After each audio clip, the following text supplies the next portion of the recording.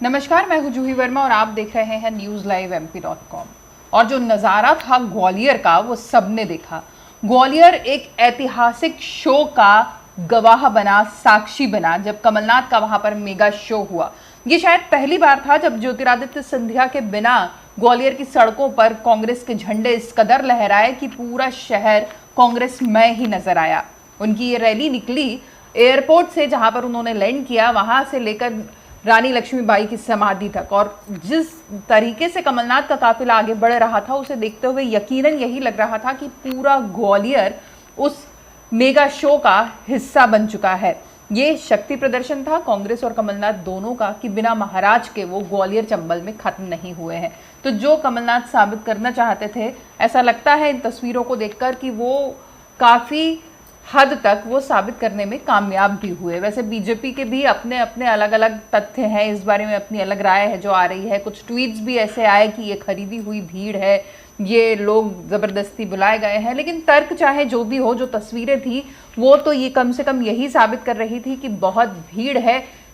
एक एक इंच आगे बढ़ने के लिए लोगों को इंतजार करना पड़ रहा है, जगह ढूंढनी पड़ रही है कि कहाँ कदम रखें। खचाखच भरी हुई थी सड़कें कमलनाथ के इस रोड शो के लिए। तमाम बड़े नेता कांग्रेस के नजर आए। इसके बाद कमलनाथ ने प्रेस कॉन्फ्रेंस भी ली। आमतौर पर वो इतने ज़्यादा सहज पहले कभी नहीं दिखाई दिए, पर अब वो मीडिया कैमरे की भीड़ से हर कहीं घिरने के बावजूद बहुत सहज और बहुत ही मिलनसार और चेहरे पे मुस्कान सजाए हुए नजर आते हैं। कमलनाथ से कुछ सवाल भी हुए, ग्वालियर के मेगा शो को लेकर बातचीत भी हुई, जिसमें उन्होंने साफ कहा कि ग्वालियर विकास से बहुत दूर रह चुका है। उनसे ये सवाल भी हुआ कि अगर ग्वालियर में विकास नहीं हुआ तो 15 महीने की आपकी सरकार में क्या किया गया था। इस पर जो कमलनाथ का जवाब था, अगर उसे हम क्रिकेट की भाषा में कहें, चूंकि सिंधिया खुद को क्रिकेट प्रेमी भी बताते हैं, उनका ट्विटर बायो भी यही साबित करता है, तो सिंधिया को क्लीन बोल्ड करने में कोई कसर नहीं छोड़ी कमलनाथ ने। ऐसा जवाब उन्होंने दिया। उन्होंने कहा कि ग्वालियर और चंबल अब तक सिर्फ सिंधिया राजघराने के हवाले था कांग्रेस की तरफ से। पहले यहाँ माधवराव सिंधिया इसे देखते रहे और उसके बाद ज्योतिरादित्य सिंधिया ने ये जिम्मा संभाला। और इसके बाद कमलनाथ ने कहा कि उन्हें देखकर ताज्जुब है कि ग्वालियर विकास की दौड़ में किस कदर पिछड़ा है। जब नाम आता है प्रदेश के अच्छे शहरों का, विकसित शहरों का, जिनकी पहचान बनी है, ऐसे शहरों का, तो भोपाल, इंदौर, जबलपुर जैसे शहरों की बात होती है, लेकिन ग्वालियर की उन सब में बात नहीं हो पाई। इस बात को देखकर काफी अचंभित है कमलनाथ। क्या कहा कमलनाथ ने, आप खुद ही सुनिए और ये फैसला करिए कि कमलनाथ का ये जो तंज है ये सिंधिया को किस हद तक नुकसान पहुंचा सकता है।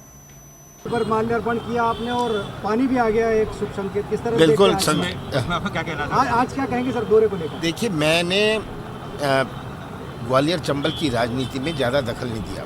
मैं ग्वालियर बहुत दफ़े आया हूँ। मैं 50 साल पहले आया था, अपनी जवानी में आया था, पर मैंने ग्वालियर चंबल की विकास या राजनीति में दखल नहीं दी। ये सिंधिया करते थे।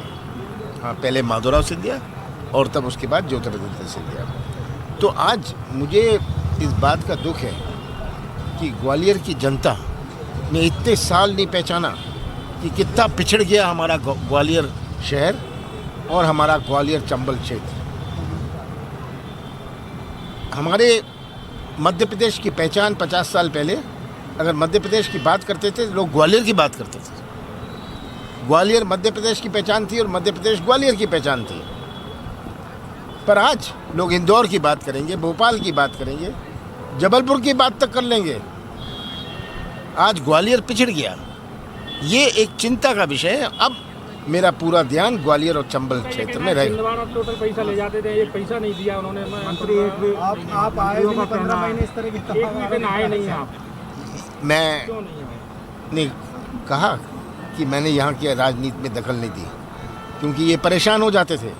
पर आज खुलासा हो गया कि जनता की भावनाओं कहाँ हैं, कितनी पीड़ित है हमारे ग्वालियर चंबल क्षेत्र की जनता।